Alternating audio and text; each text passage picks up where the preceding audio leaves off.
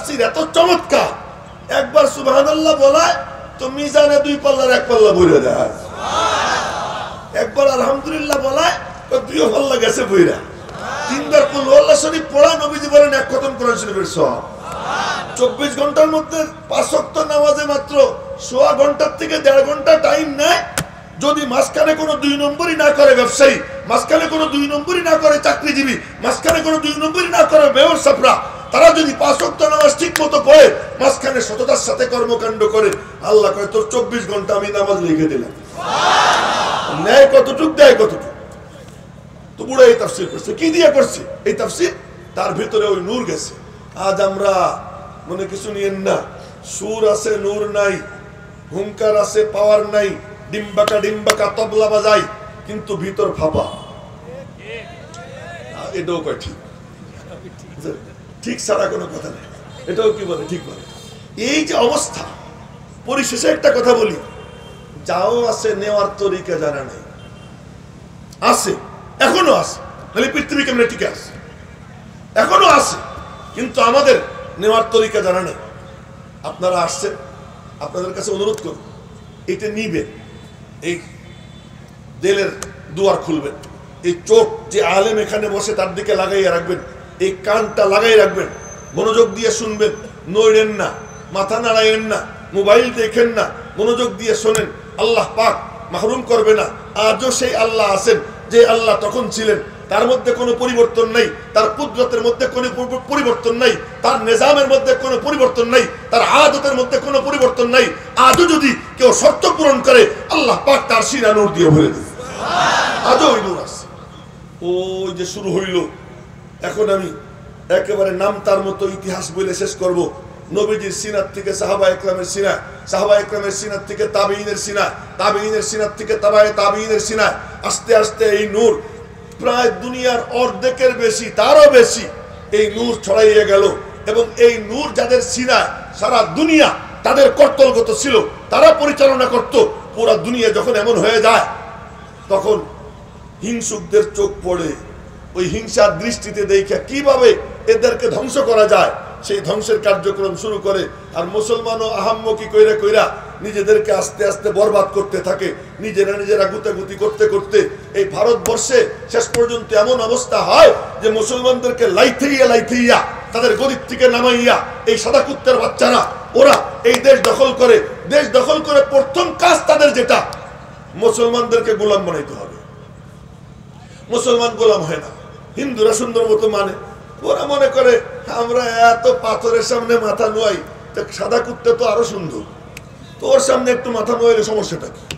ওদের মাথা নোয়াইতে কোনো অসুবিধা হয় না, যেখানে সেখানে সিজদা দেওয়া, যেখানে সেখানে কপাল টেকা, এটা ওদের জন্য কোনো সমস্যা না।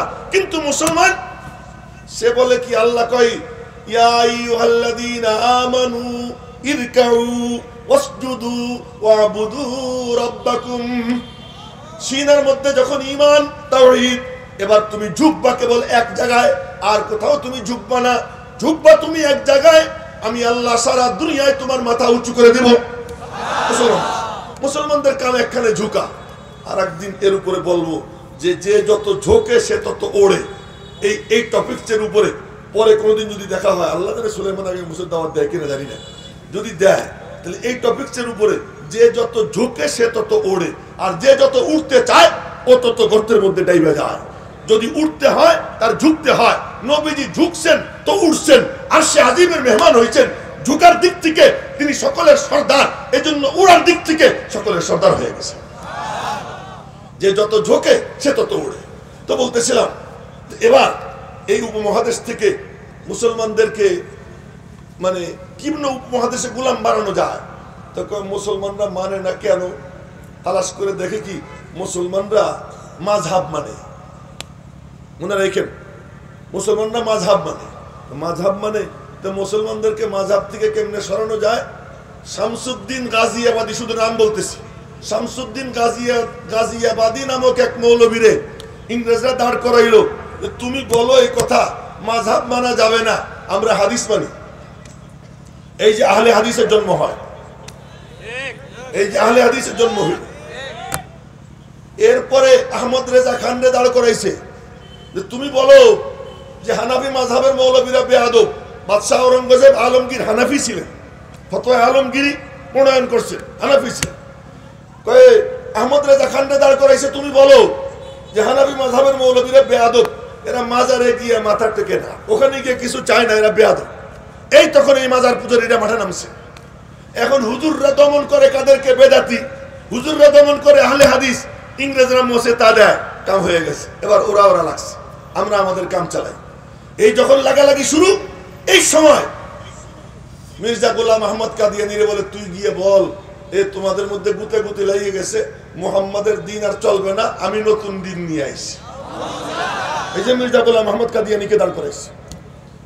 এরপরে দেখে যে এগুলোর নাট বল্টু ঢিল, মনে রাখবেন এগুলোর নাট বল্টু ঢিল, যে কোনো সময় স্খলন হয়।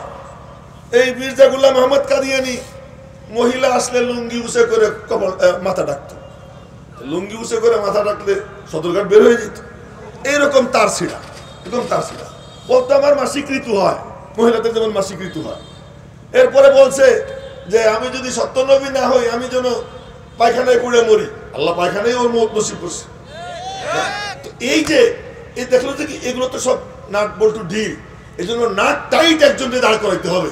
এই তখন দাঁড় করাইছে এক টাইট নাটওয়ালা, যার মধ্যে শিয়ার গুমরাহি, আজকে নাম বলে দিতেছি, শিয়া, খারেজি, রাফেজি, সমস্ত গুমরাহ দল মিলা যত গুমরাহি, সমস্ত গুমরাহি কন্ট্রাক্টর হইয়া মওদুদিবাদীরা মাঠে নামছে।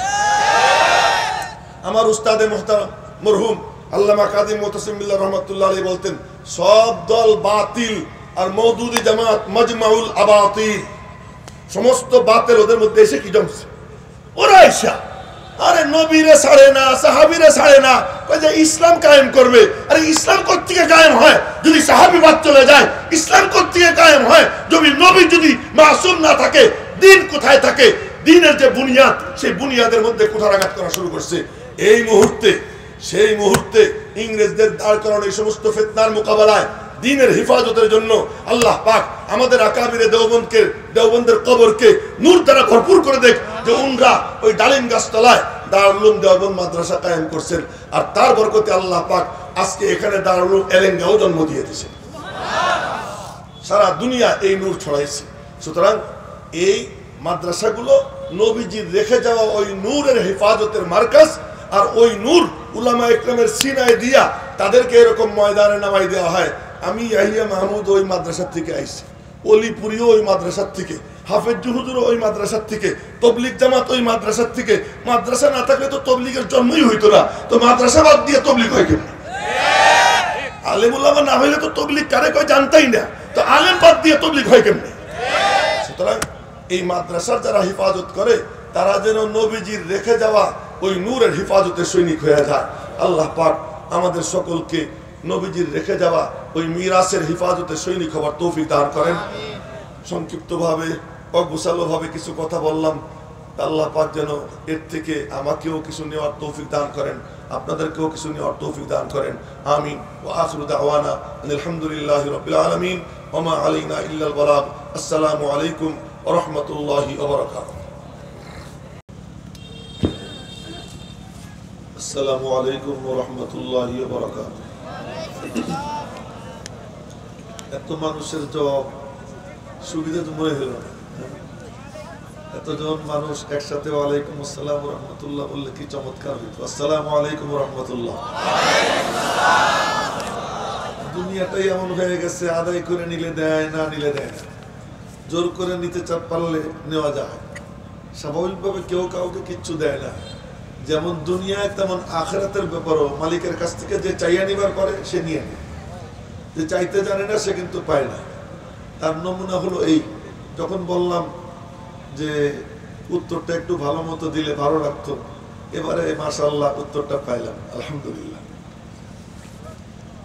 আলহামদুলিল্লাহি কাফা ওয়া সালামুন আলা ইবাদিহিল্লাযীনা ইসতাফা خصوصا على أشرف الأنبياء وخاتم الرسل محمد المصطفى صلى الله تعالى عليه وعلى آله وصحبه الذين هم خلاصة العرب العرباء وخير الخلائق بعد الأنبياء أما بعد أعوذ بالله من الشيطان الرجيم بسم الله الرحمن الرحيم اقرأ باسم ربك الذي خلق خلق الإنسان من علق اقرأ وربك الأكرم الذي علم بالقلم علم الإنسان ما لم يعلم آمنت بالله صدق الله مولانا العظيم وصدق رسوله النبي الأمي الكريم ونحن على ذلك لمن الشاهدين والشاكرين দারুল উলুম এলেঙ্গা কর্তৃক আয়োজিত তৃতীয় বার্ষিক ইসলামী মহাসম্মেলনের মাননীয় সভাপতি, মঞ্চে উপবিষ্ট এবং প্যান্ডেলের নিচে অবস্থানরত উম্মতের বিবেক, উম্মতের অভিভাবক হযরত উলামায়ে ইকরাম, সম্মানিত দ্বীনী ভাইয়েরা, আমার ছাত্র যুবক বাবারা, পর্দার অন্তরালের মা ও বোনেরা, প্রথমেই বলবো ইত্র আনাস খোদ ববুয়াত না আত্মার ববুয়াত। আতর ওইটাকে বলে যে নিজের ঘেরান নিজে ছড়ায়, বিজ্ঞাপন দিতে হয় না। এটা চমৎকার আতর বলার দরকার পড়ে না, মুখ খুললেই সারে। মুখটা যদি খোলা হয়, ঘেরান যদি নাকে যায়, অটোমেটিক সবার দৃষ্টি আকর্ষণ হয়ে যায়। বইলা বইলা যে এইটা খুব সুন্দর আতর, কারো দৃষ্টি আকর্ষণ করা যায় না। আমাদের অবস্থাও তাই হয়েছে যে আমাদেরকে চেয়ারে বসাইয়া অমকের উস্তাদ, হাজারো আলেমের উস্তাদ, আন্তর্জাতিক খ্যাতি সম্পন্ন বইলে বইলে ঢোল পিটায়। হ্যাঁ, আমাদের অবস্থা কেমন জানেন? তবলা আছে না তবলা, তো তবলা যখন বাড়ি দেয় তখন আওয়াজ হয়, ডিম্বাকা ডিম্বাকা আওয়াজ হয়। এই আওয়াজ হইতেছে আরবিরা বলে, এরাবিয়ানরা বলে জওফুহু খালি সৌতুহু আলি, ভিতর তো ফাঁপা ফাঁকা, এজন্য আওয়াজ কি হয়? উঁচু হয়। আমাদেরও অবস্থা যে আমাদের শুধু আওয়াজই আছে, সুর আছে, হুঙ্কার আছে, কিন্তু ভিতরে মাল মশলা তেমন নাই। আরো একটা দৃষ্টান্ত দিই, ওই নদীর মাঝখানে কিন্তু বড় বড় ঢেউ হয়, সমুদ্রের মাঝখানে বড় বড় ঢেউ হয়, ওখানে কোনো আওয়াজ নেই, আওয়াজ হয় কিনারে। কেন? কিনারে তো পানি নাই, এটা গভীর না। ঠিক তেমনি ভাবে এই যারা পটপট করে, আমরা যারা পটপট করি, আমাদের ভিতরে আসলে জিনিস নাই। আমাদেরকে এরকম ফুলাইয়া ফালাইয়া পেশ করা হয়। আকর্ষণ যদি থাকতো তাহলে কি আর বলা লাগতো? বিনা বলায় পুরো প্যান্ডেল ভরে যেত, চতুর্দিক থেকে মানুষ পঙ্গপালের মতো ছুটে আসতো। কিন্তু যেহেতু নাই, তাই ফুলানো লাগে। মেরে মোহতারাম ভাইও, কিন্তু নাই যে বললাম, এরপরও এখানে বসি কেন? যাদের ছিল তাদের সাথে আমাদের নিসবত, তো বলেন না সুবহানাল্লাহ। যাদের ছিল তাদের সাথে আমাদের নিসবত, ওই নিসবতের কারণে, ওই সম্পর্কের কারণে এখানে বসি, ওই সম্পর্কের দোহাই দিয়ে চলি যে অমকের সাথে আমার লিয়াজও আছে, সম্পর্ক আছে। মেরে মোহতারাম ভাইও, আমি আজকে ভূমিকা টুমিকা দিব না, আর মাত্র 20-25 মিনিট আপনাদের সামনে আসি, জন্য ভূমিকা দেওয়ার সুযোগ নাই, এমনি কথা শুরু করব। আয়াতে কারিমা তিলাওয়াত করছি আপনাদের সামনে, ইকরা বিসমি রাব্বিকাল্লাযী খালাক। এই আয়াত কেন পড়লাম তাই বলতেছি, একটু মনোযোগ দিয়ে শুনবেন। যে জানে সে চেনে, যে চেনে সে মানে, যে জানে না সে চেনে না, যে চেনে না সে মানে না। এই জন্যই সরকারে দো আলম জনাবে মুহাম্মদুর রাসূলুল্লাহ বলেন না সাল্লাল্লাহু আলাইহি ওয়াসাল্লাম, তার সঙ্গে যখন জিবরাইলের প্রথম সাক্ষাৎ, প্রথম সাক্ষাতে কোনো কথাবার্তার আগে প্রথম কথা ছিল ইকরা, পড়ো, তুমি জানো, তুমি ইলম অর্জন করো। তিনি বললেন, বুখারী শরীফের হাদিস, তিনি বললেন মা আনা বিকারি, পড়া তো দূরের কথা, পড়ার জগতের সাথে আমার কোনো সম্পর্ক নেই। আগন্তুক বলে, মনে মনে বলে সম্পর্ক নাই, সম্পর্ক গড়ে দেওয়ার জন্য আমি আইছি। বুকের মধ্যে নিয়ে চাপ দেয়, এত জোরে মনে হচ্ছিল এই পাশের পাঁজরের হাড় অপর পাশের পাঁজরের হাড়ের মধ্যে ঢুকে যাবে। পূর্ণ শক্তি দিয়া চাপ দিছে, একবার, দুইবার, তিনবার। চাপ দেওয়ার আগে বলছে ইকরা, পড়ো। দ্বিতীয় চাপ দিয়ে বলছে, প্রথম চাপ দিয়ে দ্বিতীয়বার বলছে ইকরা, পড়ো। দ্বিতীয় চাপ দিয়ে তৃতীয়বার বলছে ইকরা, পড়ো। তিনবার বলছে শুধু ইকরা ইকরা ইকরা, পড়ো পড়ো পড়ো। কিন্তু লাইন লাগায় নাই, সুইচ দেয় নাই। তৃতীয় চাপ দিয়ে ছাইড়া বলে এতক্ষণ পর্যন্ত লাইন সুইচ দেওয়ার মতো হয় নাই, এখন হয়ে গেছে। কেউ যদি লম্বা তার টানে, তার যদি জায়গা মতো না পৌঁছে, তার আগে যদি সুইচ দেয়, বাতি জ্বলবে না। বাতি তখনই জ্বলবে যখন লাইন লাগাটা কমপ্লিট হয়। 3 বার চাপাচাপির পরে লাইন যখন কমপ্লিট, এবার বলে ইকরা বিসমি রব্বিক, ইসমে রব্বের সুইচে চাপ দিছে। সুবহানাল্লাহ বলে না ভালো করে, জোরে বলে বলেন না সুবহানাল্লাহ। ইসমে রব্বের সুইচে চাপ দিছে। যখন ইসমে রব বলছে, আর আসমানের সব দরওয়াজা, জমিনের সব দরওয়াজা, সব জানালা খুলে রব্বুল আলামিনের পক্ষ থেকে নূরের ঢেউ নবীজির সিনার মধ্যে এসে হাজির হয়ে গেছে। এই নূরের ঢেউ যখন আসছে, তখন মনে মনে বলেন, সহসা আমি চিনিয়াছি আমারে, খুলিয়া গিয়াছে আমার সকল ভার। আমি তো আমারে চিনতাম না, এখন না চিনে ফেলছি। কে চিনছে? নিজেরা তিনি আবিষ্কার করলেন। কোথায় আবিষ্কার করলেন? কি পাইলেন তিনি? আমি তার একটা সাদামাটা দৃষ্টান্ত দিচ্ছি আপনাদেরকে। এই যে একটা রুমাল দেখছেন, এটারও মনে করেন রুমাল, সাদা রুমাল। এই যে দারুল উলুম এলেঙ্গা, এই দারুল উলুম এলেঙ্গা হলো দারুল উলুম দেওবন্দের একটা শাখা। ওই দারুল উলুম দেওবন্দের যে প্রথম ছাত্রের নাম মাহমুদুল হাসান। ইতিহাস কইতে গেলে তো পারবো না। মাহমুদুল হাসান শাইখুল হিন্দ রহমতুল্লাহ আলাইহি, উনি এই ইংরেজ সাদা কুত্তাদের বিরুদ্ধে আন্দোলন করতেন। ওই আন্দোলন করতে গিয়া একবার একটা সাদা রুমাল দিলেন এক হাজী সাহেবের কাছে, এই রুমালটা নিয়ে মক্কা শরীফে অমুক নেতার কাছে দিও। তো ইংরেজ গোয়েন্দারা জানতে পারছে যে বুড়া সাদা একটা রুমাল দিচ্ছে। আমি কিন্তু নবীজিরে বোঝানোর জন্য রুমাল বলতেছি, এমনি কাহিনী শোনাচ্ছি না। তো ওই রুমাল, ওরা বলে বুড়া সাদা রুমাল দিছে, সাদা রুমাল সাদা না, ভিতরে কিছু আছে।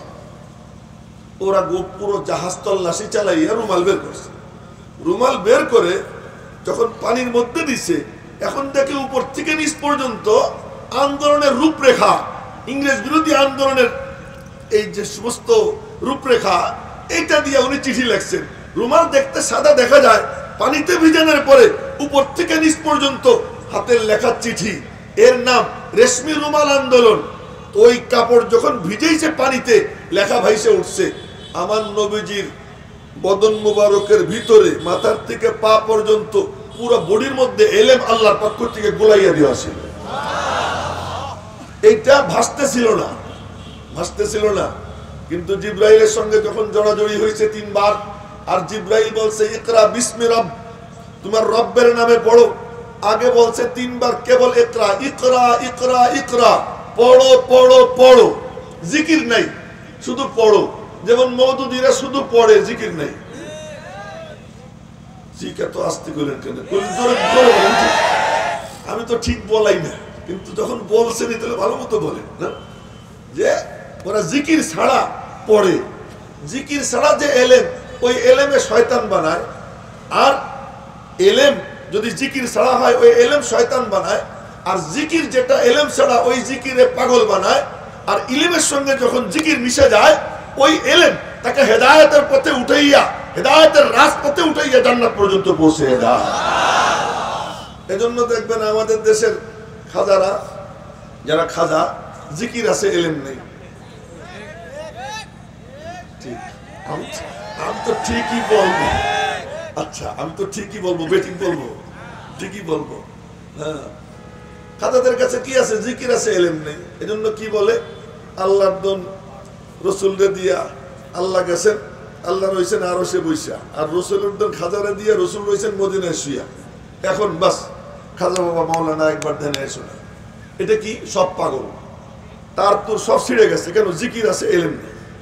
আবার অপর দিকে বলে কি মওদুদীরা, যে নবীও তো মানুষ, মাঝে মাঝে মানুষ হিসেবে কিছু দোষ ত্রুটি তো তারও হইতে পারে, কিছু গুনাহ খাতা তারও হয়ে গেছে। এই কথা তারা বলছে। কেন বলছে এই কথা? এজন্য বলছে এলেম আছে কি নেই, জিকির নেই। ওদের জিকির আছে, এলেম নেই। কিন্তু যাদের এলেমের সঙ্গে জিকির মিশে যায়, ওই এলেমওয়ালা জিকিরওয়ালা ইলম আল্লাহ পাক উলামায়ে দেওবন্দের কাছে জমা করে রাখছে। এদের কাছে এলেমও আছে, জিকিরও আছে। এবার যখন বলছে ইকরা বিসমি রব্বিকাল্লাযী খালাক, পড়ো তুমি তোমার রব্বের নামে।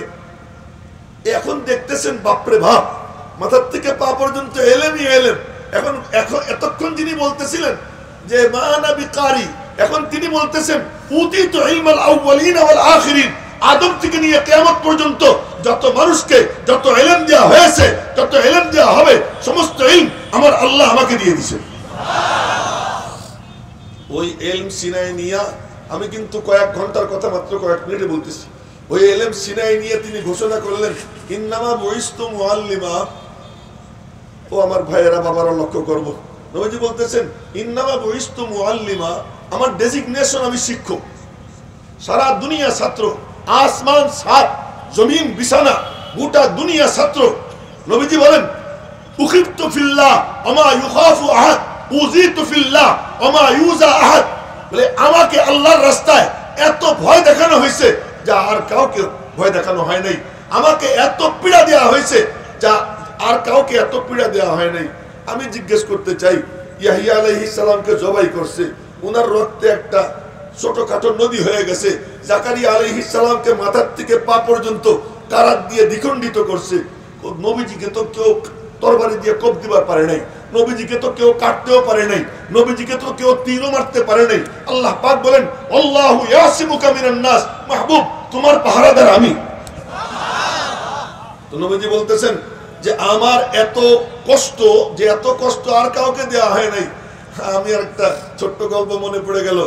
আমার খালাতো ভাই রিক্সায় বসছে, তখন রিক্সাওয়ালা উল্টে পাল্টা চালাইছে, এই তুই মরলে তোর উপরে কয়জন কানবে?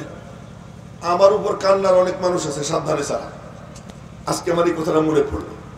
ব্যাপারটা কি? তুই রিক্সা চালাইস, তোর এক দুইজন আছে, আর আমার উপরে কান্নার মেলা লোক আছে। যার আয়তন যত বড় তার চিন্তা তত বড়, যার পরিধি যত বড় তার টেনশন তত বেশি। নবীজির পরিধি কত বড়? তখন থেকে নিয়ে কিয়ামত পর্যন্ত সমস্ত মখলুকাতের রাসূল জনাবে মুহাম্মদুর রাসূলুল্লাহ সাল্লাল্লাহু আলাইহি ওয়াসাল্লাম। তাই তার যে কষ্ট, এমন কষ্ট আর কাউকে দেওয়া হয়নি। ওই জিনিস সিনায় নিয়া তিনি বলতেছেন ইন্নামা বুইস্তু মুআল্লিমা, আসমান সাত, জমিন বিছানা, আমি হলাম শিক্ষক, সারা দুনিয়া আমার ছাত্র। এবার তালিমের কার্যক্রম শুরু করেছেন। তালিমের কার্যক্রম শুরু করেছেন। কিসের তালিম? ভালো করে শুনুন। কিসের তালিম? তিনি একটা কালাম পাইছেন, কোরআন পাইছেন। কেমন কোরআন? কোরআনটা কেমন একটু জানার চেষ্টা করি। তাওরাত আল্লাহ পাক নিজে হাতে লিখে দিয়েছেন। ইনজিল ঈসা আলাইহিস সালামের সিনা আল্লাহ ঢাইলে দিয়েছেন শৈশবকালে। কোরআন আল্লাহ কই লিখেও দেব না, ঢাইলেও দেব না। কেমনে দিবা? আমি পড়বো, আমার দোস্ত শুনবে। জোরে বলেন না সুবহানাল্লাহ। এটা কি আমি আমার থেকে বলতেছি? না না না, বুখারী শরীফ একদম প্রথম পৃষ্ঠায় হাদিস। বর্ণনাকারী আম্মা জান আয়েশা সিদ্দিকা রাদিয়াল্লাহু তাআলা আনহা, তিনি বর্ণনা করেন হারিস ইবনে হিশাম, আবু জেহেলের আপন ভাই, তিনি মুসলমান হওয়ার পর নবীজিকে জিজ্ঞেস করতেছেন, ইয়া রাসূলুল্লাহ কাইফা ইয়াতিকাল ওয়াহয়ু, আপনার কাছে ওহী আসে কেমনে? ওহী আসার ধরনটা কি আমার একটু বলেন। নবীজি বললেন, প্রথম অংশ শুধু শোনাবো, দ্বিতীয় অংশ শোনাবো না। আহইয়ানান ইয়াতিনি মিসলা সলসলাতিল জারাস, যে কখনো কখনো ওহী আসে আমার কাছে একটানা ঘন্টির আওয়াজের ন্যায়। একটানা ঘন্টির আওয়াজটা কেমন? হাদিসে দৃষ্টান্ত দিছে, কাসিলসিলাতিন আলা সফওয়ান, মরমর পাথরের উপর শিকল টানলে যেমন আওয়াজ হয় তেমন একটানা আওয়াজ। ওই আওয়াজ আমি আপনাদেরকে কেমনে বুঝাবো? আমি একটা আওয়াজ করি,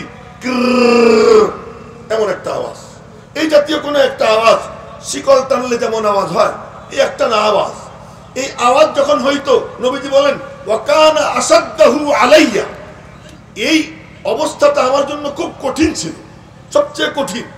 এই অবস্থা যখন আসতো তো নবীজির চেহারার রক্ত শূন্য হয়ে যেত, ভিতর থেকে আওয়াজ বের হইতো গত গত গত। চতুর্দিক থেকে চাদর দিয়া বা কম্বল দিয়া নবীজিকে ঘিরে দেওয়া হইত, আর ওই সময় এই আওয়াজ হইতো। এই আওয়াজের সময় নবীজি কি করতেন? নবীজি এমন করতেন, আমার দিকে দেখেন, নারী দেখাবো না, আবার কোন গেঞ্জাম লেগে যায়, ঠোঁট নাড়াইতেন। কি করতেন? ঠোঁট নাড়াইতেন।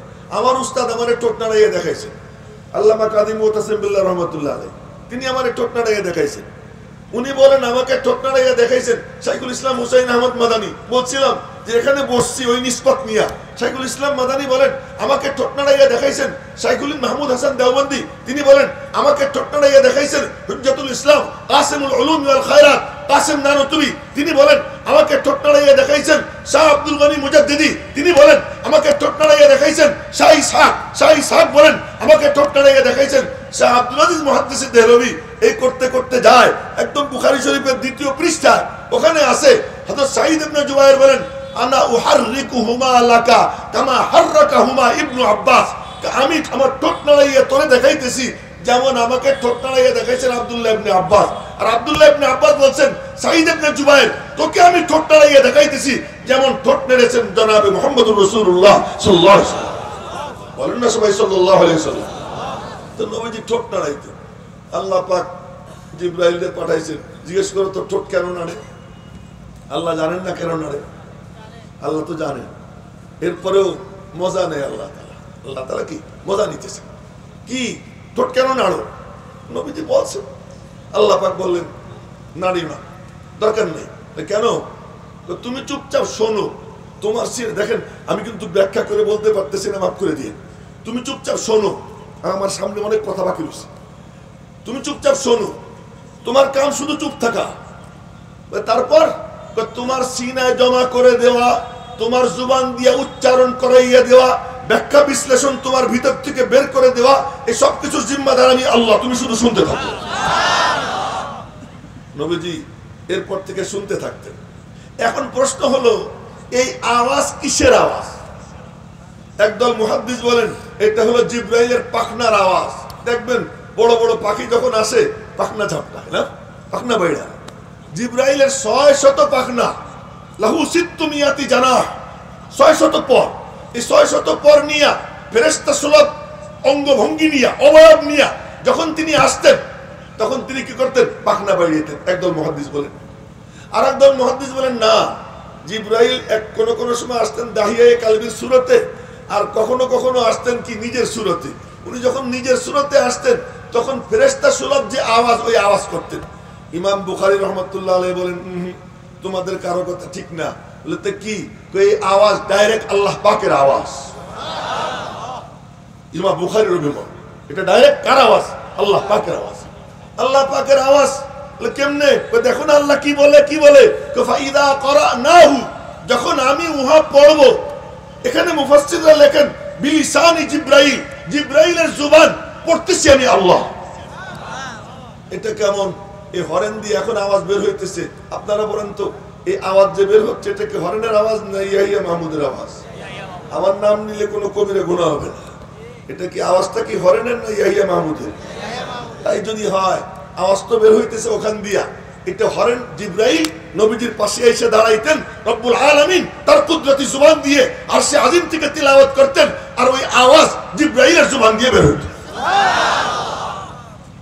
আর নবীজি শুনতেন, নবীজি শুনতেন, নবীজি শুনতেন। জিবরাইল যখন চলে যেত এবার চোখ বন্ধ করে দেখতেন যে সিনার মধ্যে, কলবের মধ্যে যা কিছু জিবরাইল এই একটানা আওয়াজ করছে, কোনো আওয়াজ টাওয়াজ না, যেমন নাকি ছাপাখানা মেশিনে অপারেটর এরকম আঙ্গুল চালাইতে থাকে, খট খট খট খট আওয়াজ হইতে থাকে, এরপরে দেখা যায় খট খট আওয়াজ না, এটা যখন বের হয়ে আসে দেখা যায় দারুল উলুম এলেঙ্গা। ঠিক তেমনি ভাবে জিবরাইল একটানা আওয়াজ করে চলে যায়।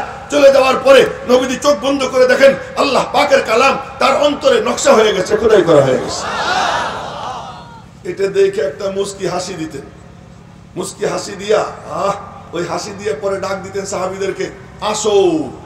আমাদের সমাজে একটা বদরুসুম হয়ে গেছে, সেটা হলো কি যে মাহফিল জমানের জন্য কোরআন শরীফ তিলাওয়াত করে, যে কোরআন শরীফ পড়ায়, যে লোক জমুক, পরে হুজুর দিয়ে ওয়াজ করাবে, মনে হয় যেন হুজুরের ওয়াজের দাম কোরআন শরীফের থেকে বেশি।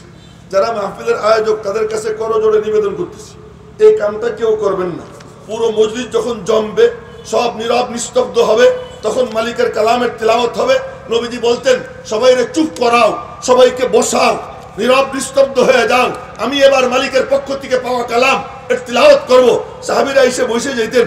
এরপরে নবীজি বলতেন একটা কথা, খুদু আন্নি রুতবা, নেও আমার থেকে তাজা তাজা, এই মাত্র নূর আল্লাহ পাক আমার সিনার মধ্যে নাজিল করছেন। যার মধ্যে যেটা ভরে যায় ওইটা বাইরেও বের হয়ে যায়। পেট ভরা যদি খিচুড়ি থাকে মুখ খুললে খিচুড়ির গন্ধ বের হয়, বিরিয়ানি থাকলে বিরিয়ানির গন্ধ বের হয়। আমার নবীজির ভিতর ভরা ছিল নবুয়ত, নবুয়ত আর ভিতরে আটকে থাকে নাই, ঘাড়ের এখান দিয়ে মহরে নবুয়ত বের হয়ে গেছে, ভিতরে ভরা কোরআনে কারীমের নূর। এজন্য যখন দুই ঠোঁট খুলতেন কথা বলার জন্য, সাহাবীরা বলেন ঠোঁট খুলতে দেরি, কিন্তু সামনের দুই দাঁতের ফাঁক দিয়া নূরের ঝিলিক মারতে একটু দেরি হইতো না। দেখা যেত সামনের দুই দাঁতের ফাঁক দিয়ে কি বের হইতেছে? নূর বের হইতেছে। ইদা তাকাল্লামা রুইয়া বাইনা সানায়াহু নূর, দেখা যাইত নূর। বলতেন সাহাবীদেরকে, নাও তাজা তাজা, খুযু আন্নী রুতাবা, নাও তোমরা আমার কাছ থেকে তাজা তাজা। কেবলমাত্র কোরআনে কারীমের শব্দ না, কোরআনে কারীমের অর্থ না, কোরআনে কারীমের নূর সহ তোমরা তোমাদের সিনায় নিবা, নাও। সাহাবীরা সিনার মুখ খুইলা, চোখের জানালা খুইলা, কানের খিড়কি খুইলা নবীজির সামনে বৈশা মনোযোগ দিয়ে তিলাওয়াত শুনতেন। শুধু কোরআন শরীফ মুখস্থ হইতো তাই না, কোরআনে কারীমের নূর সহ তাদের সিনার মধ্যে জমা হয়ে যেত, নূর তারা সিনায় পেতেন। এই কারণে দেখেন, এই কারণে সাহাবীদের অবস্থা কি ছিল। আমি শুধু কুল হুয়াল্লাহ শরীফের তিলাওয়াত শুনছি, কুল হুয়াল্লাহ শরীফের তিলাওয়াত বলতে গেলে তো অনেক লম্বা, সময়ও নাই আর পারবো না। না বলেন তো আপনারা বলবেন, কিন্তু আমার সময় নেই, আমারও সময় নেই। খালেদ সাইফুল্লাহ আইয়ুবীর ওয়াজ শোনার জন্য সবাই অপেক্ষা করতেছে। মানে আমি যদি বেশিক্ষণ বলি পরে ওরা আক্ষেপ করবে যে আমরা, আমি জানি আমি নিজেও আমার বাজানের ওয়াজের ভক্ত, খালেদ সাইফুল্লাহ আইয়ুবীর ওয়াজের ভক্ত আমিও। আমি খুব মন দিয়ে শুনি, খুব মন দিয়ে শুনি। হ্যাঁ, আমি আর সে একসঙ্গে খাওয়া দাওয়া করছি, আসতেছি। ছোটবেলা আমি তারা কোলে নিয়ে পড়াইছি, যেহেতু সে বলে দিছে। এতটুক ছিল, মিজান পড়তো আমার কাছে, মিজান ওই সময় পড়াইছি। 17 জন ছাত্র ছিল ওদের ক্লাসে, এ লেভেলে। এমনি ছাত্র ছিল 30-এর উপরে। তার মধ্যে ওই এ লেভেলের যে মানে প্রথম গ্রেডের যে 17 জন, তার মধ্যে অন্যতম ছিল খালেদ সাইফুল্লাহ আইয়ুবী। আর ওইটা আমার যৌবন কাল ছিল, খুব মজা নিয়ে পড়াইতাম। এখন তো বুড়ো হয়ে গেছে, আর পড়ানোর জজ্বা এরকম নাই। তো বলতেছিলাম, কুল হুয়াল্লাহ শরীফের তিলাওয়াত করছেন নবীজি, শুধু কুল হুয়াল্লাহ শরীফ 4টা আয়াত। এক বুড়া গ্রাম থেকে আসছে, সাদা মাটা সহজ সরল মানুষ, নবীজির তিলাওয়াত শোনার পরে চিৎকার দিয়ে উঠছে, নি'মাল ইলাহু ইলাহুনা, মাবুদ আমি তোমারে চিনে ফেলেছি। বলতেছে আমি তোমারে চিনে ফেলেছি। কি চিনছো? মনে আল্লাহ জিজ্ঞেস করছেন কি চিনছো? এবার সে বলে, যখন নবীজির সামনে বৈশা তিলাওয়াত শুনছে, শোনার পরে তার কলবের হাল এমন হয়েছে মনে হয় যেন 7 আসমানের পর্দা সরে গেছে। নবীজির সামনে বৈশা আসমানের দিকে তাকাইয়া চিৎকার দিয়ে উঠছে, নি'মাল ইলাহু ইলাহুনা, আমাদের মাহবুব তুমি বড় চমৎকার, আমি তোমারে চিনছি।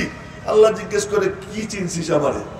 ইয়াকবালুল ইয়াসির ওয়া ইউতিল জাসিল, তুমি নাও মাত্র এতটুক, দাও তুমি এতখানি, অল্প একটু নাও, ঝুলি ভইরা দাও।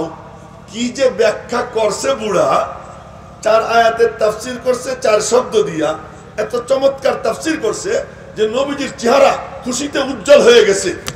এখন দেখি ওই বুড়ার তাফসীর শোনার পরে আমি দেখি কোরআন হাদিস গাইতে গুইতে যতদূর জানছি যে বুড়ার তাফসীর এত চমৎকার, একবার সুবহানাল্লাহ বলায় তো মিজানে 2 পাল্লার 1 পাল্লা বইরা যায়, একবার আলহামদুলিল্লাহ বলায় তো 2 পাল্লা গেছে বইরা, 3বার কুল হুয়াল্লাহ শরীফ পড়া নবীজি বলেন 1 খতম কোরআন শরীফের সওয়াব। 24 ঘন্টার মধ্যে 5 ওয়াক্ত নামাজে মাত্র 1.5 ঘন্টার থেকে 1.5 ঘন্টা টাইম নেয়। যদি মাঝখানে কোনো 2 নম্বরই না করে ব্যবসায়ী, মাঝখানে কোনো 2 নম্বরই না করে চাকরিজীবী, মাঝখানে কোনো 2 নম্বরই না করে ব্যবসায়ীরা, তারা যদি 5 ওয়াক্ত নামাজ ঠিক মতো পড়ে, মাঝখানে সততার সাথে কর্মকাণ্ড করে, আল্লাহ কয় তোর 24 ঘন্টা আমি নামাজ লিখে দিলাম। ন্যায় কতটুক, দেয় কতটুক। তো বুড়া এই তাফসীর করছে, কি দিয়ে করছে এই তাফসীর? তার ভিতরে ওই নূর গেছে। আজ আমরা মনে কিছু নিয়েন না, সুর আছে নূর নাই, হুঙ্কার আছে পাওয়ার নাই, ডিম্বাকা ডিম্বাকা তবলা বাজাই, কিন্তু ভিতর ফাঁপা। এটাও কয় ঠিক, ঠিক ছাড়া কোনো কথা নেই। এটাও কি বলে? ঠিক বলে। এই যে অবস্থা, পরিশেষে একটা কথা বলি, যাও আছে, নেওয়ার তরিকা জানা নেই, আছে, এখনো আছে, তাহলে পৃথিবী কেমনে টিকে আছে? এখনো আছে, কিন্তু আমাদের নেওয়ার তরিকা জানা নেই। আপনারা আসছেন, আপনাদের কাছে অনুরোধ করুন, এটা নিবেন, এই দেলের দুয়ার খুলবেন, এই চোখ যে আলেম এখানে বসে তার দিকে লাগাইয়া রাখবেন, এই কানটা লাগাই রাখবেন, মনোযোগ দিয়ে শুনবেন, নড়েন না, মাথা নাড়াইয়েন না, মোবাইল দেখেন না, মনোযোগ দিয়ে শোনেন। আল্লাহ পাক মাহরুম করবে না। আজও সেই আল্লাহ আছেন যে আল্লাহ তখন ছিলেন, তার মধ্যে কোনো পরিবর্তন নাই, তার কুদরতের মধ্যে কোনো পরিবর্তন নাই, তার নিজামের মধ্যে কোনো পরিবর্তন নাই, তার আদতের মধ্যে কোনো পরিবর্তন নাই। আজও যদি কেউ শর্ত পূরণ করে আল্লাহ পাক তার সিনা নূর দিয়ে ভরে দেবে। আজও ওই নূর আছে। ওই যে শুরু হইল, এখন আমি একেবারে নাম তার মতো ইতিহাস বলে শেষ করব। নবীজির সিনাত থেকে সাহাবা একরামের সিনা, সাহাবা একরামের সিনাত থেকে তাবেঈনের সিনা, তাবেঈনের সিনাত থেকে তাবায়ে তাবেঈনের সিনা, আস্তে আস্তে এই নূর প্রায় দুনিয়ার অর্ধেকের বেশি, তারও বেশি এই নূর ছড়াইয়ে গেল। এবং এই নূর যাদের সিনা, সারা দুনিয়া তাদের কর্তলগত ছিল, তারা পরিচালনা করত পুরা দুনিয়া। যখন এমন হয়ে যায় তখন হিংসুকদের চোখ পড়ে, ওই হিংসার দৃষ্টিতে দেখে কিভাবে এদেরকে ধ্বংস করা যায় সেই ধ্বংসের কার্যক্রম শুরু করে। আর মুসলমানও আহাম্মকি কইরা কইরা নিজেদেরকে আস্তে আস্তে বরবাদ করতে থাকে, নিজেরা গুতাগুতি করতে করতে এই ভারতবর্ষে শেষ পর্যন্ত এমন অবস্থা হয় যে মুসলমানদেরকে লাইথেইয়া তাদের গদির থেকে নামাইয়া এই সাদা কুত্তার বাচ্চারা ওরা এই দেশ দখল করে। দেশ দখল করে প্রথম কাজ তাদের যেটা, মুসলমানদেরকে গোলাম বানাইতে হবে।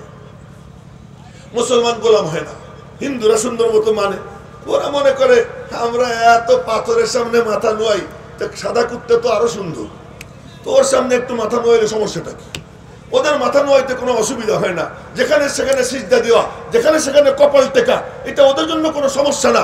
কিন্তু মুসলমান সে বলে কি, আল্লাহ কয় ইয়া আইয়ুহাল্লাযীনা আমানু ইরকাউ ওয়াসজুদু ওয়াবুদু রাব্বাকুম। সিনার মধ্যে যখন ঈমান তাওহীদ, এবার তুমি ঝুঁকবা কেবল এক জায়গায়, আর কোথাও তুমি ঝুঁকবা না।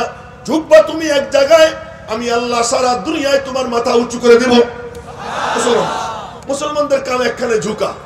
আর একদিন এর উপরে বলবো যে যে যত ঝোঁকে সে তত ওড়ে, এই টপিকসের উপরে পরে কোনোদিন যদি দেখা হয়, আল্লাহ জানে সুলাইমান আগে মুসলিম দাওয়াত দেয় কিনা জানি না, যদি দেয় তাহলে এই টপিকসের উপরে যে যত ঝোঁকে সে তত ওড়ে, আর যে যত উঠতে চায় ও তত গর্তের মধ্যে ডাইবে যায়।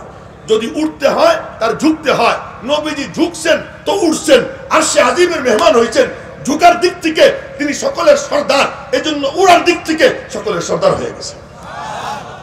যে যত ঝোঁকে সে তত উড়ে। তো বলতেছিলাম, এবার এই উপমহাদেশ থেকে মুসলমানদেরকে মানে কিভাবে উপমহাদেশে গোলাম বানানো যায়, তো মুসলমানরা মানে না কেন? তালাশ করে দেখে কি মুসলমানরা মাযহাব মানে, মনে রাখেন মুসলমানরা মাযহাব মানে, তো মুসলমানদেরকে মাযহাব থেকে কেমনে সরানো যায়? শামসুদ্দিন গাজিয়াবাদী, শুধু নাম বলতেছি, শামসুদ্দিন গাজিয়াবাদী নামক এক মৌলবীরে ইংরেজরা দাঁড় করাইলো, তুমি বলো এই কথা মাযহাব মানা যাবে না, আমরা হাদিস মানি। এই যে আহলে হাদিসের জন্ম হয়, এই যে আহলে হাদিসের জন্ম হইল। এরপরে আহমদ রেজা খানরে দাঁড় করাইছে যে তুমি বলো যে হানাফি মাযহাবের মৌলবীরা বেয়াদব। বাদশাহ ঔরঙ্গজেব আলমগীর হানাফি ছিলেন, ফতোয়া আলমগীরি প্রণয়ন করছেন, হানাফি ছিলেন। কয়ে আহমদ রেজা খানরে দাঁড় করাইছে, তুমি বলো যে হানাফি মাযহাবের মৌলবীরা বেয়াদব, এরা মাজারে গিয়ে মাথা টেকে না, ওখানে গিয়ে কিছু চায় না, এরা বেয়াদব। এই তখন এই মাজার পূজারীরা মাঠে নামছে। এখন হুজুররা দমন করে কাদেরকে? বেদাতি। হুজুররা দমন করে আহলে হাদিস, ইংরেজরা মোসে তা দেয়, কাম হয়ে গেছে। এবার ওরা লাগছে, আমরা আমাদের কাম চালাই। এই যখন লাগালাগি শুরু, এই সময় মির্জা গোলাম আহমদ কাদিয়ানীরে বলে, তুই গিয়ে বল এ তোমাদের মধ্যে গুতে লাগিয়ে গেছে, মুহাম্মাদের দিন আর চলবে না, আমি নতুন দিন নিয়ে আইছি। এই যে মির্জা গোলাম আহমদ কাদিয়ানীকে দাঁড় করাইছে। এরপরে দেখে যে এগুলোর নাট বল্টু ঢিল, মনে রাখবেন এগুলোর নাট বল্টু ঢিল, যে কোনো সময় স্খলন হয়। এই মির্জা গোলাম আহমদ কাদিয়ানী মহিলা আসলে লুঙ্গি উঁচে করে মাথা ডাকতো, লুঙ্গি উঁচে করে মাথা ডাকলে সদরঘাট বের হয়ে যেত। এইরকম তার ছিঁড়া, একদম তার ছিঁড়া। বলতো আমার মাসিক ঋতু হয়, মহিলাদের যেমন মাসিক ঋতু হয়। এরপরে বলছে যে আমি যদি সত্য নবী না হই, আমি যেন পায়খানায় পড়ে মরি, আল্লাহ পায়খানায় ওর মত নসিব করছে। তো এই যে এই দেখলো যে এগুলো তো সব নাট বল্টু ঢিল, এই জন্য নাট টাইট একজনকে দাঁড় করাইতে হবে। এই তখন দাঁড় করাইছে এক টাইট নাটওয়ালা, যার মধ্যে শিয়ার গুমরাহি, আজকে নাম বলে দিতেছি, শিয়া, খারেজি, রাফেজি, সমস্ত গুমরাহ দল মিলা যত গুমরাহি, সমস্ত গুমরাহি কন্ট্রাক্টর হইয়া মওদুদিবাদীরা মাঠে নামছে। আমার উস্তাদে মুহতারাম মরহুম আল্লামা কাজী মুতাসিম বিল্লাহ রাহমাতুল্লাহ আলাইহি বলতেন, সব দল বাতিল আর মওদুদি জামাত মাজমাউল আবাতিল, সমস্ত বাতিল ওদের মধ্যে এসে কি জমছে, ওরা আইসা আরে নবীরে ছাড়ে না, সাহাবীরে ছাড়ে না, কয় যে ইসলাম কায়েম করবে। আরে ইসলাম কোত্থেকে কায়েম হয় যদি সাহাবীবাদ চলে যায়? ইসলাম কোত্থেকে কায়েম হয় যদি নবী যদি মাসুম না থাকে? দিন কোথায় থাকে? দিনের যে বুনিয়াদ, সেই বুনিয়াদের মধ্যে কুঠারাঘাত করা শুরু করছে। এই মুহূর্তে, সেই মুহূর্তে ইংরেজদের দাঁড় করানো এই সমস্ত ফিতনার মোকাবেলায় দ্বীনের হিফাজতের জন্য আল্লাহ পাক আমাদের আকাবিরে দেওবন্দকে, দেওবন্দের কবরকে নূর দ্বারা ভরপুর করে দেখ, যে উনরা ওই ডালিম গাছতলায় দারুল উলুম দেওবন্দ মাদ্রাসা কায়েম করছেন। আর তার বরকতে আল্লাহ পাক আজকে এখানে দারুল উলুম এলেঙ্গাও জন্ম দিয়ে দিয়েছে, সারা দুনিয়া এই নূর ছড়াইছে। সুতরাং এই মাদ্রাসাগুলো নবীজির রেখে যাওয়া ওই নূরের হেফাজতের মার্কাজ, আর ওই নূর উলামা ইকরামের সিনায় দিয়া তাদেরকে এরকম ময়দানে নামাই দেওয়া হয়। আমি ইয়াহিয়া মাহমুদ ওই মাদ্রাসার থেকে আইছি, অলিপুরিও ওই মাদ্রাসার থেকে, হাফেজ হুজুরও ওই মাদ্রাসার থেকে, তবলিগ জামাত ওই মাদ্রাসার থেকে। মাদ্রাসা না থাকলে তো তবলিগের জন্মই হইতো না, তো মাদ্রাসা বাদ দিয়ে তবলিগ হয় কেমন? আলেম উলামা না হইলে তো তবলিগ কারে কয় জানতাই না, তো আলেম বাদ দিয়ে তবলিগ হয় কেমনে? সুতরাং এই মাদ্রাসার যারা হিফাজত করে তারা যেন নবীজির রেখে যাওয়া ওই নূরের হিফাজতের সৈনিক হয়ে যায়। আল্লাহ পাক আমাদের সকলকে নবীজির রেখে যাওয়া ওই মিরাসের হিফাজতের সৈনিক হবার তৌফিক দান করেন। সংক্ষিপ্তভাবে অগুছালোভাবে কিছু কথা বললাম, আল্লাহ পাক যেন এর থেকে আমাকেও কিছু নেওয়ার তৌফিক দান করেন, আপনাদেরকেও কিছু নেওয়ার তৌফিক দান করেন। আমিন। ওয়া আখিরু দাওয়ানা আলহামদুলিল্লাহি রাব্বিল আলামিন ওয়া মা আলাইনা ইল্লাল বালাগ। আসসালামু আলাইকুম ওয়া রাহমাতুল্লাহি ওয়া বারাকাতুহু।